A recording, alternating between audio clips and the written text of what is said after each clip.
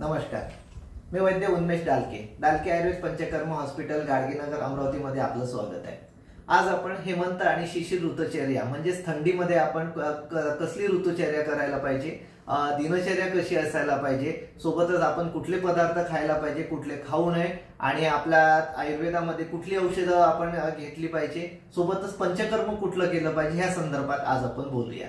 तर बाहेरील थंडी वाढलेली असते, शरीरामध्ये ड्रायनेस आलेला असतो, जठराग्नी प्रदीप्त झाली असते, त्यामुळे आपल्या शरीरामधला वात वाढतो आणि हा वात शमन करण्यासाठी आयुर्वेदामध्ये मधुर, आम्ल आणि लवण रस ही 3 रस सांगितलेले आहेत। अर्थातच गोड, आंबट आणि खारट ह्या रसांनी युक्त असलेले पदार्थ आपण सेवन केले पाहिजे। तसंच सौम्य आणि गुरुगुणाचे पदार्थ घेतले पाहिजे। अर्थातच जसा गुळ झाला, तूप झालं, तीळ झाले, ऊसाचे पदार्थ झाले, हे स्निग्ध आणि गुरु असतात आणि हे वाताचं शमन करतात। सोबतच कडधान्यांमध्ये कुठली कडधान्य तर नवीन तांदूळ, गहू, बाजरी, उडद, मूग, दुधाचे पदार्थ, इव्हन दही सुद्धा आपण घ्यायला सांगतोय, पण दही ही ऍक्च्युली खडी साखर टाकून किंवा ज्या लोकांना बाधतं त्यांना दही प्लस आपण मध यांचा वापर करू शकतो।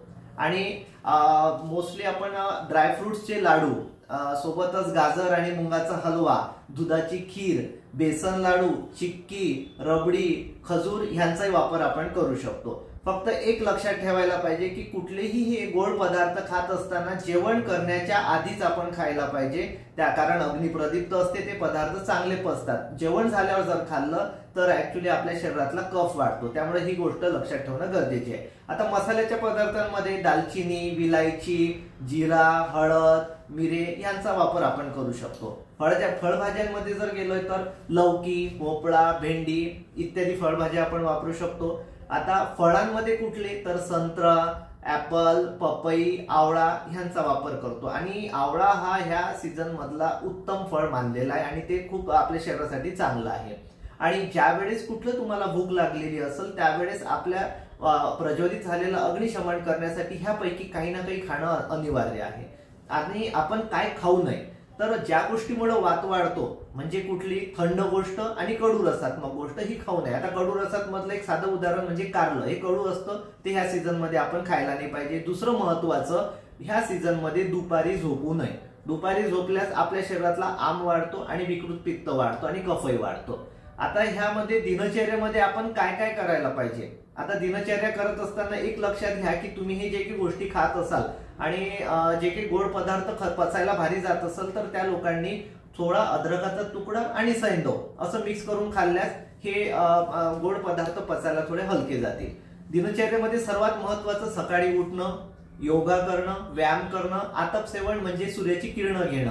आता सूर्याची किरणं घेण्याचा वेळ हा सकाळी 7 ते 9च्या दरम्यान अतिउत्तम सांगितलेला आहे। सोबतच नित्य अभ्यंग म्हणजे पूर्ण शरीराला अभ्यंग तेल किंवा तिळाचं तेल आपण अंगाला लावायचं, निदान ते 15-20 मिनिटं तरी अंगाला राहू द्यायचं। सोबत उबडण लावायचं किंवा उबडण शक्य नसल्यास गरम पाण्याने आंघोळ करून घ्यायची आणि पिण्यात सुद्धा आपण गरम पाण्याचाच वापर करायचा। आता आयुर्वेदिक औषधांमध्ये आपण काय वापरायला पाहिजे, सर्वात उत्तम रसायन ह्या सीझन मधलं च्यवनप्राश।